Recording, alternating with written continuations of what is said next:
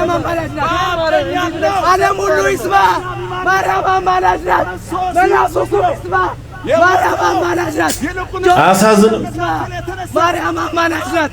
አማላጅ ድንግል አማላጅ ተሰቃየ ኢየሱስ ቅድስት ድንግል ማርያም የጌታችን መድኃኒታችን ኢየሱስ ክርስቶስ እናት አዋጅ እመቤታችን ቅድስት ድንግል ማርያም አማላጅ ናት።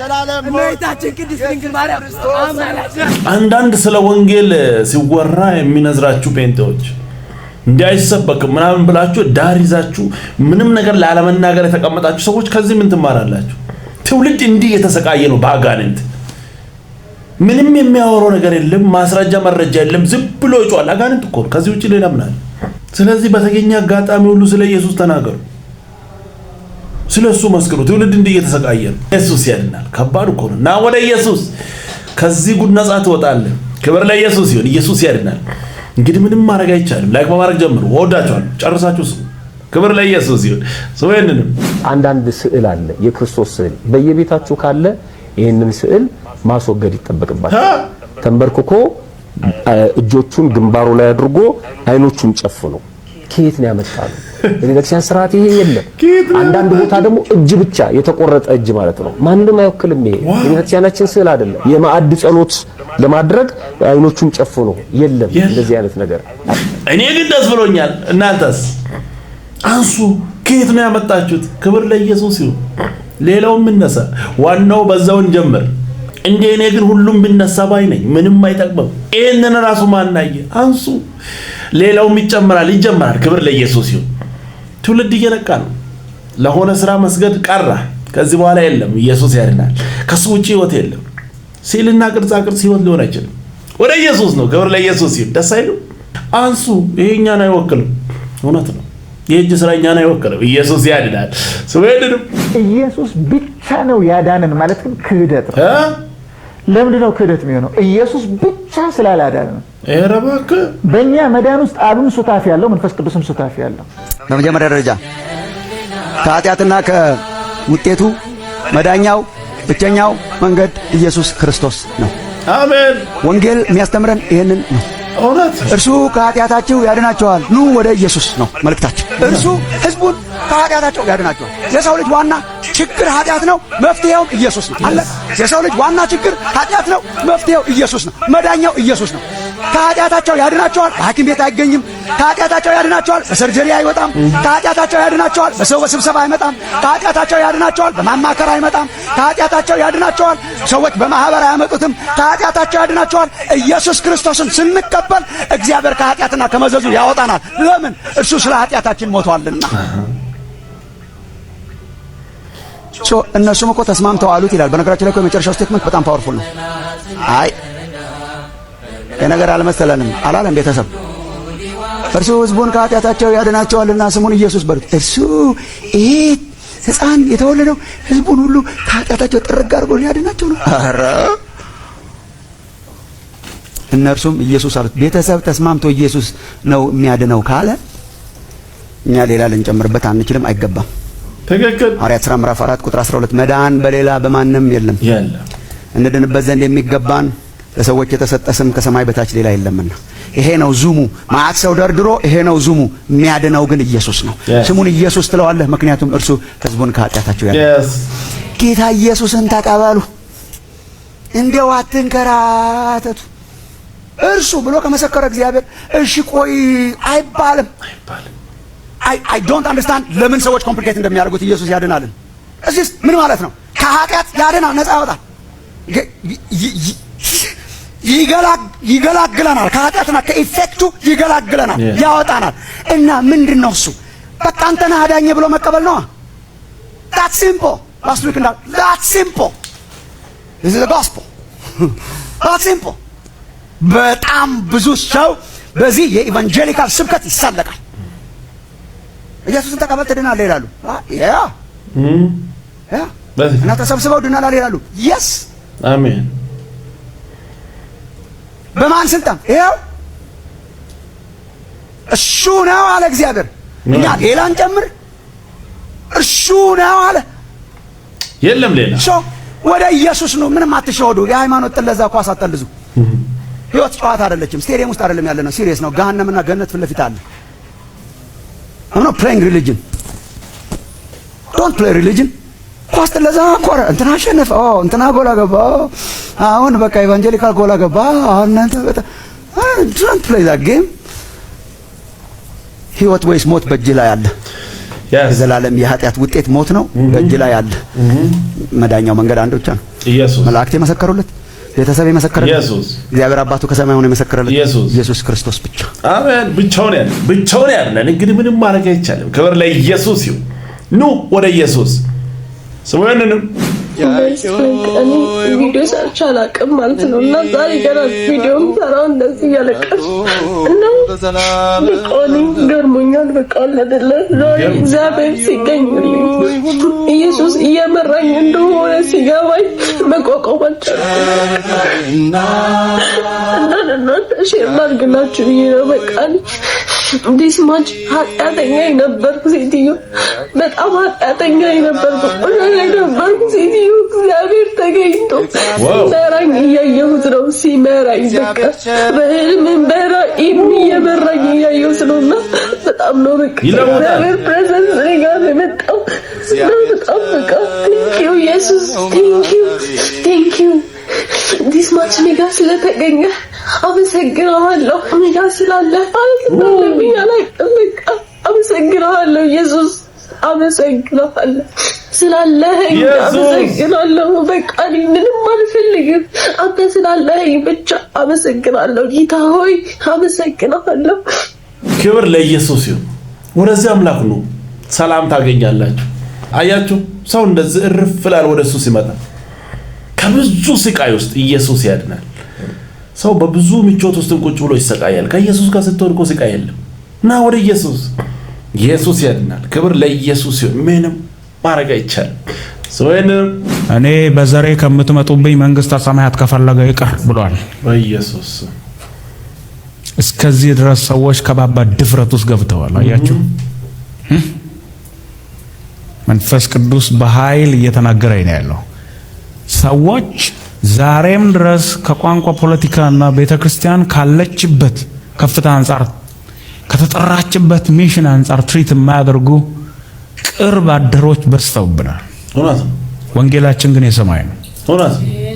አያችሁ እኔ አሁን ማን ነው ዘመዴ እዚህ መካከል ነው ስጋዬ ብዬ እንትን ብዬ የመጣሁለት ያለው አሁን እንትና እኮ እንትና ብዬ አልመጣም።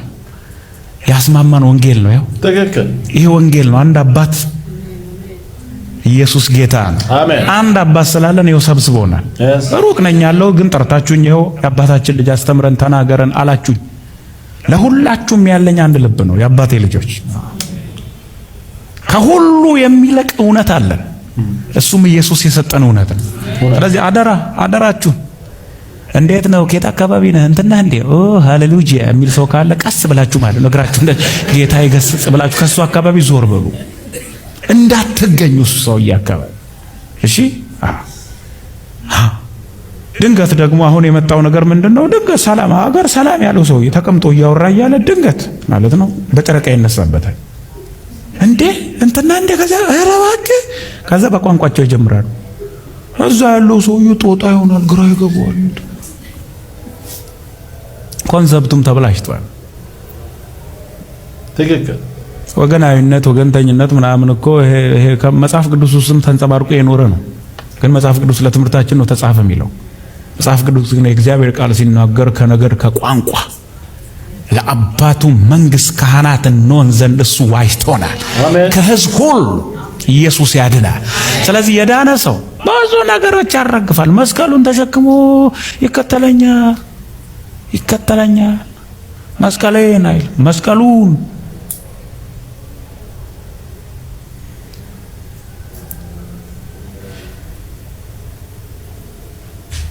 ከእንደነዚህ አይነት ነገሮች ጋር እየታገልን ነው የምንኖረው። ድሮ እኮ እንደዚህ በዘር በቋንቋ ምናምን የሚከፋፈሉ ሰዎች ውጭ ነው የነበሩ። አሁን ቤተ ክርስቲያን ውስጥ በጌታ ወንድሜ ምናምን ስትል የሰፈር ነበር። የኛ አክስት አጎት ነው እንዴ የስጋ ዘመድ አንተ በክርስቶስ አንድ ሆነ እንደገና የስጋ ምን ትላለህ እንዴ? ኧረ ኢየሱስ ያድናል። ከዚህ ጉድ ለይቶናል። ወርዳችሁ እዛ ታች መንደር ላይ አትጫወቱ። ደስ የሚል ቆንጆ መልእክት ነው። ክብር ለኢየሱስ ይሁን። ዛሬ እኮ ፋሲካ፣ ዛሬ እኮ ገና፣ ዛሬ 21 ነው፣ ዛሬ 12 ነው የሚላል። እኛ በዓላችን ክርስቶስ፣ መብላችን ክርስቶስ፣ መጠጣችን መንፈስ ቅዱስ፣ ቃሉ መጠጣችን ይሆን መብል መጠጣችን ኢየሱስና የኢየሱስ የሆነ ሰዎች ቀን የቆጠረ ሰው በሚደናበረው ነገር ላይ አትጨናነቁ። እግዚአብሔር እየፈታ ነው። ደግሞ ለሱ በጀት ልትመድቡ ነው እንዴ? ያለ ደግሞ ቀኑ ሙሉ ቅባት በልታችሁ ልትታመሙ ነው ወይ? ነፃ አውጡ እንደማለት። እንግዲህ በመብል ወይም በመጠጥ ወይም ስለ በዓል ወይም ስለ ወር መባቻ አይሁዶች በየሚያከብሩት ወይም ስለ ሰንበት ይመጣና እንደው አድቬንቲስቱ እናንተ ቅዳሜን ሰንበት አታከብሩ፣ ለምንድን አታከብሩ? አውሬው ነው ሰንበት የሚሽረው ምናምን ይለዋል። ወይም ስለ ሰንበት ማንንም አይፍረድባችሁ፣ ነፃ ናችሁ። ማክበር መብት ነው፣ ማክበር መብት ነው። መጨናነቅ መብት ነው። ብር ማውጣት መብት ነው። ቅባት በልተህ መታመም መብት ነው። ግን እኔ እዚህ ውስጥ ምንም አይመለከተኝም ማለት ግን ትችላለህ። መጽሐፍ ቅዱስ ማንንም አይፍረድባችሁ። ይህም ደስ የሚል ቆንጆ መልእክት ነው። በዓል ስደርስ እንዲህ እንደምትሆኑ ሰዎች ተረጋጉ። ደስ ይላል። ክብር ለኢየሱስ ይሁን። ምንም ማድረግ አይቻልም። ሰውየንም አንዳንድ ፕሮብሌምስ ይውላችሁ ዲመኒክ ናቸው። ይሄን ስለማቅ በመረጃ ነው የምነግራችሁ። ለምሳሌ እንደው በጥቂቱ ልንገራችሁ። አንዳንድ ትዳርን ብጥብጥ የሚያደርገው አጋንንት ነው። ትክክል። ወይ ባልየው ላይ ወይ ሚስትየው ላይ ቁጭ ብሎ አሁን አንዳንዴ የምታወራው ከሚስትየው ጋር ይመስላል እንጂ ጂኒው ነው የሚያወራ። ይሄ ነው በመረጃ ነው ማሳያችሁ። ዝም ብዬ ወሬ ስለሆነ አይደለም፣ ስለማቅ በዚህ በ30 ዓመት በ29 ዓመት አገልግሎቴ አንዴ አይደለም ሁለቴ አይደለም ሶስቴ አይደለም ብዙ ጊዜ ያየሁትን ልንገራችሁ። ትዳርን እንዲህ ገለባብጠዋል አልኩ ሰይጣን። ና አንድ ፋሚሊ በቅርብ ጊዜ በቃ ተበጠበጠ እና ሽማግሌ ሄዳል፣ ያስታርቃሉ፣ ተመልሶ ያው ነው። ከዛ እኔ እሰማለሁ፣ እኔ አልሄድኩም፣ ሌሎች መሪዎች ልካለሁ፣ ሲሄዱና ደግሞ ጸልዩላቸው ላለው ይሄዳሉ፣ ያስማማሉ። ግን ምንም በቃ ሊቆም አልቻለም። እና በቃ ልጅቷ በቃ ሻንጣዋን ጠቅላ በቃ ልጆቿን ጥላ ነው ይሄ በቃ ሄዳለሁ አለች።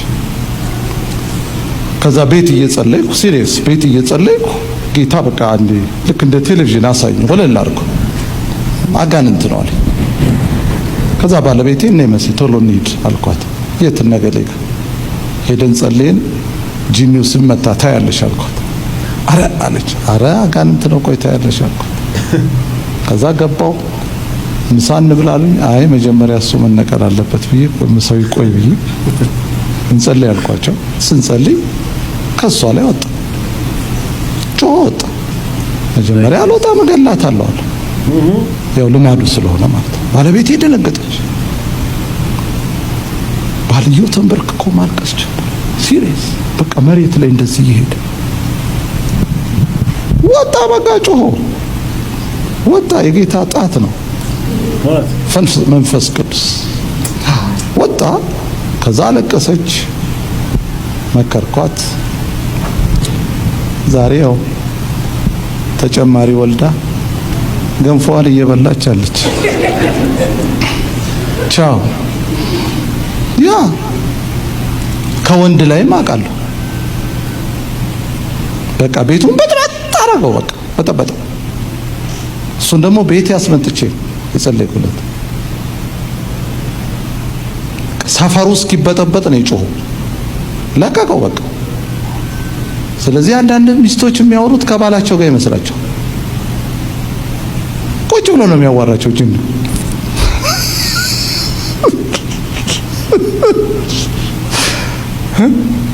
አንተ አንቺ ትለዋለህ እንጂ እሱ ነው የሚያወራው። በቃ መነቀል አለበት።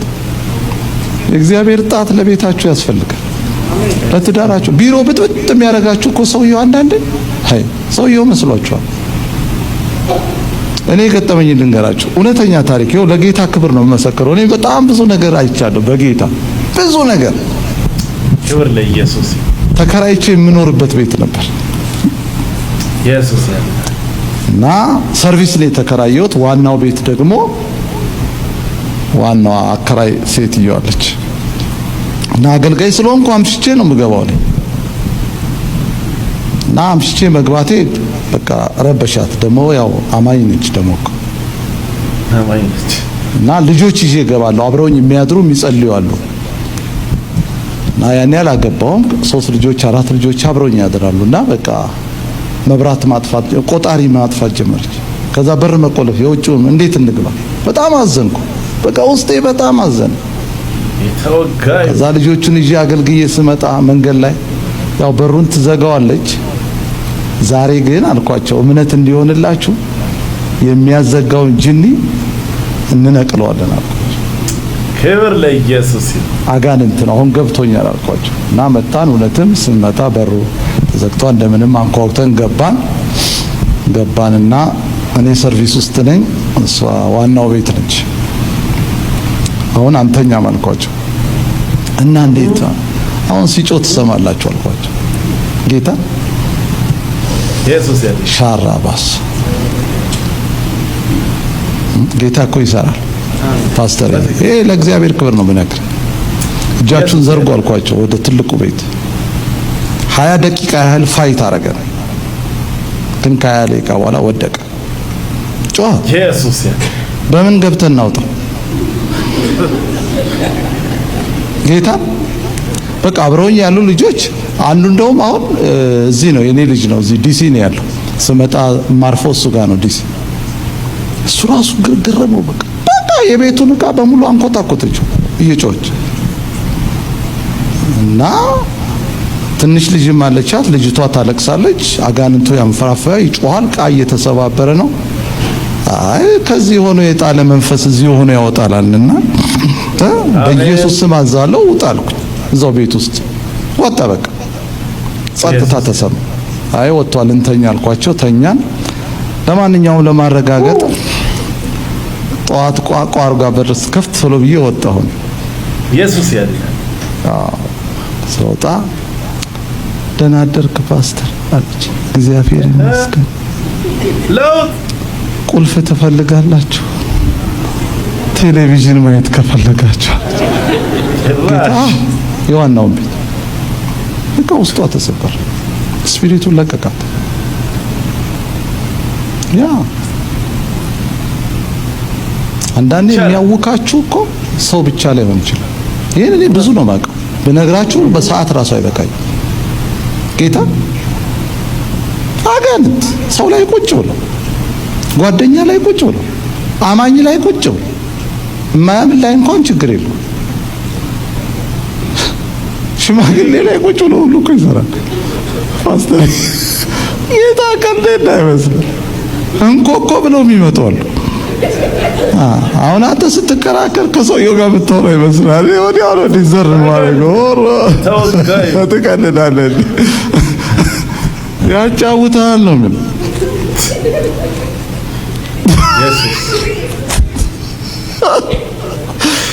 ስራ ይፍረስ በኢየሱስ። በእውነቴ ነው የምነግራችሁ። እግዚአብሔር አይናችሁን ይክፈተው። አሜን። የእግዚአብሔር ጣት ብቻ የሚለውጠው ነገር አለ። የጌታ ጣት እንዴት ብዬ ልንገራችሁ? በሕይወቴ ያየሁትን ጌታን ነው የምነግራችሁ። ይረብሻል፣ ያውካል። የእግዚአብሔር እጅ ያስፈልጋል። እውነት ቤታችሁን ያመሰ በኢየሱስ ስም ይሄን ዓመት አይሻገር። ምን ነው በደም አሜን ብትሉኝ፣ ያወካችሁ ይነቀል። አሜን። ራፓሻ ካላሳቶፓ ክብር ሁሉ ለኢየሱስ ይሁን። አረ ኢየሱስ ያድናል። አንዳንዴ እንደ ክርስቲያን እንደዚህ ጠልቀን ማየት ጥሩ ነው። የአንዳንድ ችግሮች መነሻው ከዛ ከዲያብሎስ ሊሆን ይችላል። ስለዚህ ምንጩን ማድረግ እንጂ እዚህ ጋር መከራከር ትርጉም የለውም። አሁን ደስ አይልም። እንደዚህ ዋናውን መምታት ነው እንጂ ኢየሱስ ግን ያድናል። እንዴት አይነት ድንቅ አምላክ ነው ያለን! ክብር ለኢየሱስ ይሁን።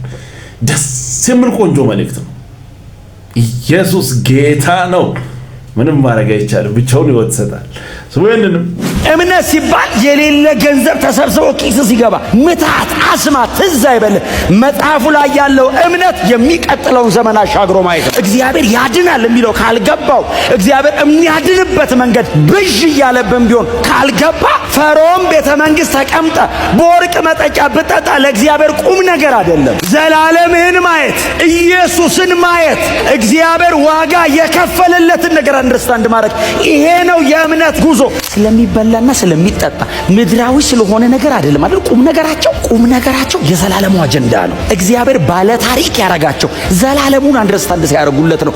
ኢየሱስ ከገባው ነው ባለ ታሪክ የሚሆነው። እዚህ መጽሐፍ ላይ አምኖ መስዋዕት አቀረበ፣ በእምነት ወደ እግዚአብሔር መጣ፣ እግዚአብሔር ጽድቅ አረገለት። የመጀመሪያው እግዚአብሔርን ያላየ ያመነ ሰው አቤል ነው።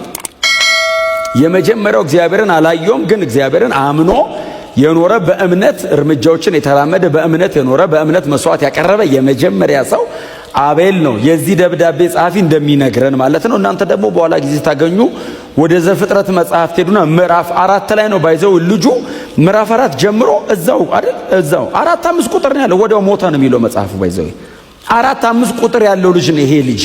ግን የሚገርማችሁ ጌታ ኢየሱስ ክርስቶስም አንስቶታል። የዚህም ደብዳቤ ጸሐፊ ደግሞ አንስቶታል። በእሱ ምክንያት ደግሞ ቃይል በተለያዩ መጽሐፎች ላይ ተነስቷል።